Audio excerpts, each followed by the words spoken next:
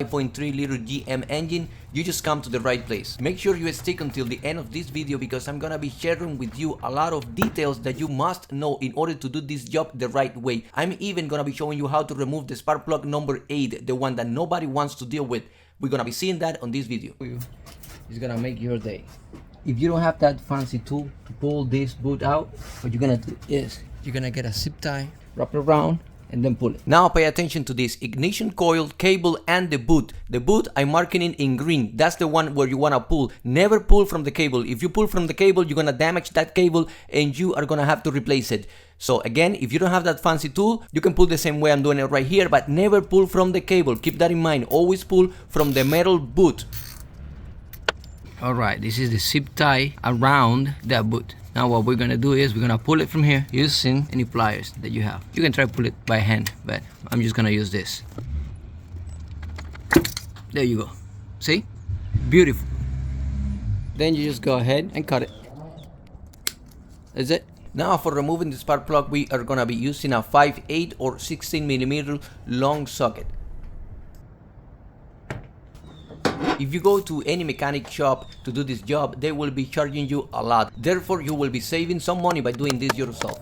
At this moment, we are working on the driver's side of this GM engine. This is the easy side. In just a moment, we're gonna be doing the other side, and we are gonna be tackling that number 8 spark plug. Everybody's scared of that one, but you will see how easily it is done. I mean, it's gonna give you a little fight, but it is totally doable. It is recommended that you use the electric grease on the spark plug. And also you might be wondering, what is the gap for the spark plug? What is the torque that the spark plug needs? Well, we are going to be talking about that in just a moment once we get to the other side of the engine.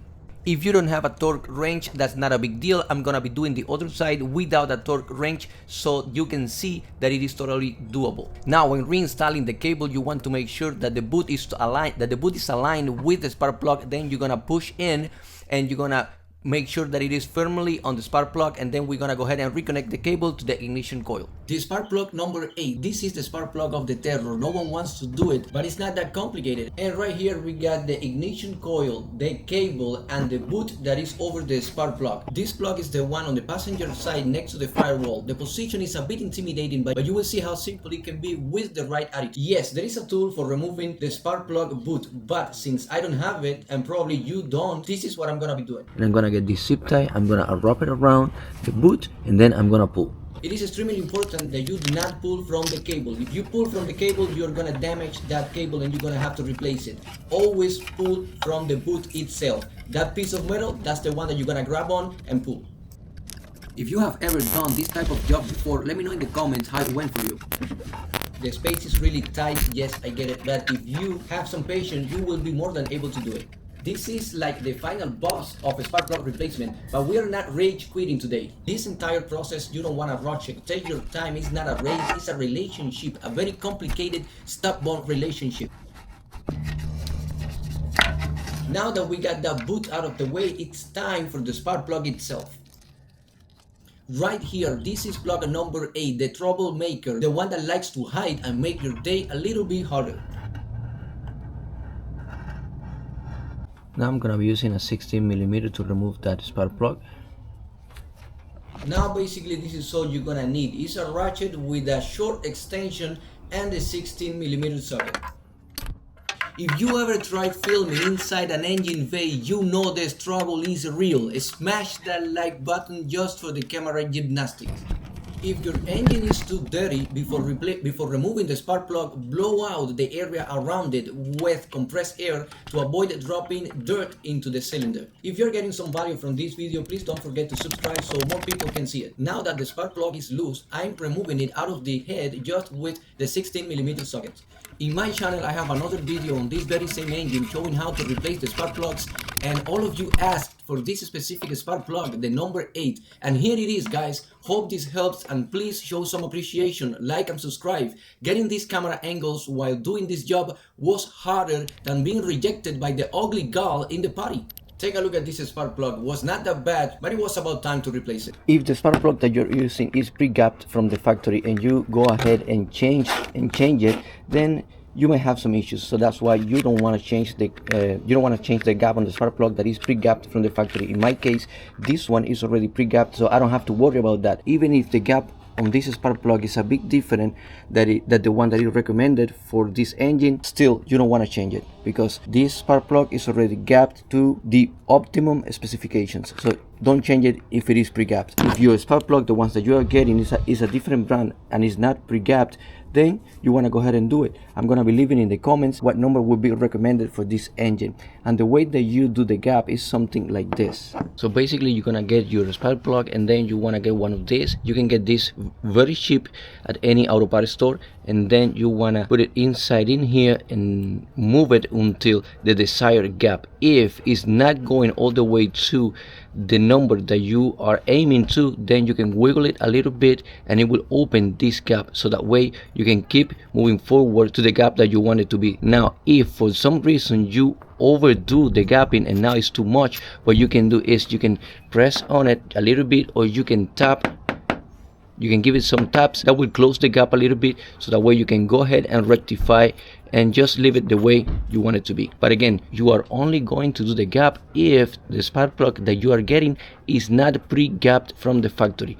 If it is, like mine is, don't do it, don't touch it. Hold on a second. Even with the pre-gap spark plug, it's always a smart idea to double check with a gap gauge, because gaps can change slightly during shipping. Now let's continue.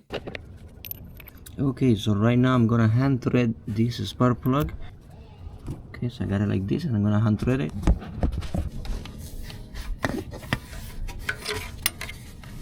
Let me know in the comment if you ever have to wrestle with cylinder number 8. It's always the spicy one.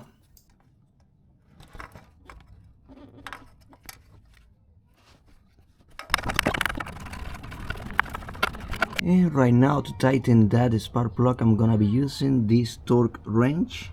Be careful when tighten the spark plug. You don't want to damage the thread, because believe me, if you damage the thread, that's a nightmare and you're gonna be crying for a little bit. Installing this plug is like tucking in a baby, soft, gentle, and not over tightened, or you will regret it. I was planning to use a torque wrench here, but as you can see, the space is pretty tight, not much room to work with, so instead I'm going with a regular wrench. Now, how do I know how much pressure to apply? Well, I have done this a few times, so I have a good feel for it, and you can do the same. If you don't have a torque wrench, just make sure to snug it down firmly, but don't over tighten it. You want it tight, but not to the point of stripping threads. Use common sense and you'll be fine. Now, if you don't have a torque wrench, as you can see, I just did it with this one. Just make sure you give it a snug fit, and that's it. Now, if you haven't done so, don't forget to remove the zip tie. It was helpful, but it's time to go. Now we are installing the ignition coil boot back onto the spark plug. Just make sure it is properly aligned with the plug. Take a second to visually line it up straight, and then give it a nice firm push until you feel that it sits into place. You want to make sure it's fully connected to avoid misfire or poor engine performance later on. And as you can see, the spark plug number 8 is already done. Okay, so we already got the number 8 done, and now the process will be the same for all of the other spark plug on this side and on the other side. I am not gonna be doing all of them because it will be repetitive, and I'm pretty sure you don't like that. You're not gonna wash it anyway because it is exactly the same, with the only difference that is gonna be a lot easier. Believe me, a lot easier. That one is the spark plug number 8, the spark plug of the terror. Nobody wants to do that one, and I already show you how to do it. Now, if the space is too tight, what you can do is go ahead and remove these hoses. Just move them a little bit, so that way you have more room. It's not that much, but it can help a little bit.